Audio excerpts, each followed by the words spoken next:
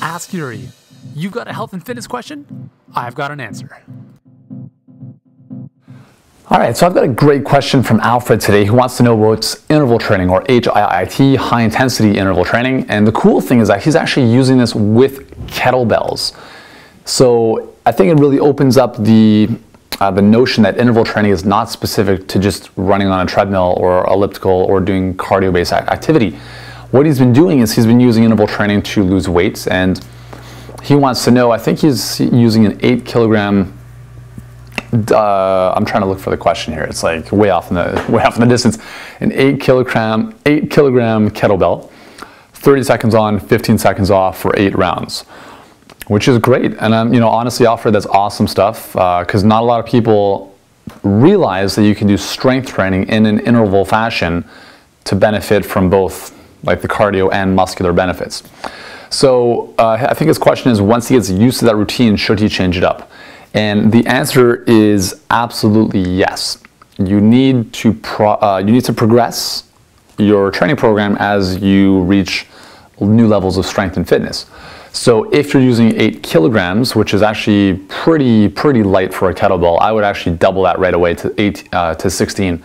Most people can start off with, if you're just doing kettlebell swings, most people, assume you have some background in exercise and you're injury-free more or less, you should start off with about 16 kilograms for most people, right? If you're gonna start pressing stuff above your head, 16 kilograms might be too much for some people. So again, you can just use a lighter weight there, but I think for a basic kettlebell swing, 16 kilos is a great place to start.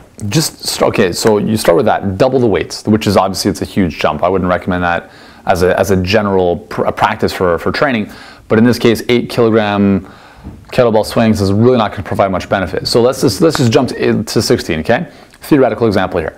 You do 30 seconds on, 15 seconds off, you've doubled your weights, which is automatically making the exercise way more challenging.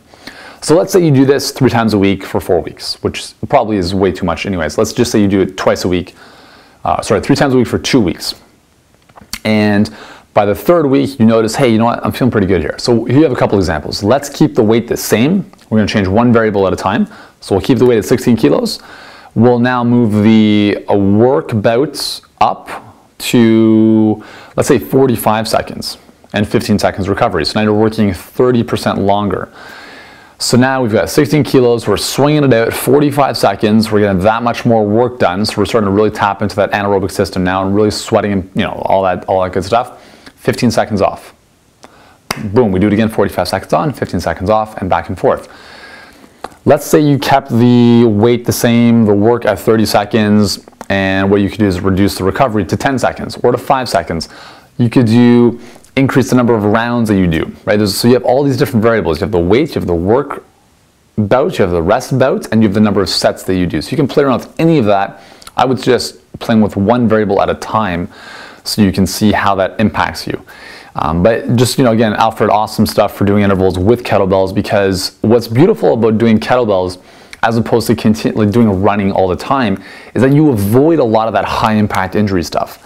Kettlebell training, believe me, it's tough to do if you're using a challenging weight and you're doing intervals like 30 on, 15 off. That's pretty tough for 8 rounds. That's pretty challenging. You'll get that whole workout done in less than 10 minutes and you'll be dripping sweat. So but again, like, who says you have to be running to get a cardio workout or on the cardio machines? If you're dripping sweat and you're like keeling over, huffing and puffing, guess what? Your heart is like, it's pounding. That is a cardiovascular workout. At the same time, the kettlebell swing, if there was one exercise I could only do, it would probably be the kettlebell swing, just because it's so pertinent to so many actions. It really works on that hip thrust, the hip extension. So it trains your glutes, your hamstrings, the erector spinae muscles in your back, your posture, shoulder scapular retraction, core strength. It's so functional. It's awesome, especially for sports where that hip extension is so important for jumping and sprinting and everything else. It's such a great versatile exercise. But you can do this with anything. You can do it with squats. Okay, well, I maybe wouldn't recommend going heavy squats and doing intervals, but you can do it with sandbags. You can do it with like TRX training. You can do any of your strength training in an interval training fashion. okay? And that's gonna get you thinking outside the box. And if your goal is fat loss, then doing this type of stuff is very, very helpful, and it really adds a lot of spice to your workouts. So there we go. So Alfred, hopefully that answers your question. Thanks again. I think it's a really good question, and hopefully the answer has opened the horizons to a lot of ways that we train, and there we go. So join me on Facebook. URL's right here. And if you got any questions, you want to say, hey, what's up? That's where to get me, and I look forward to seeing you there. Thanks again for tuning in, and we'll see you in the next video.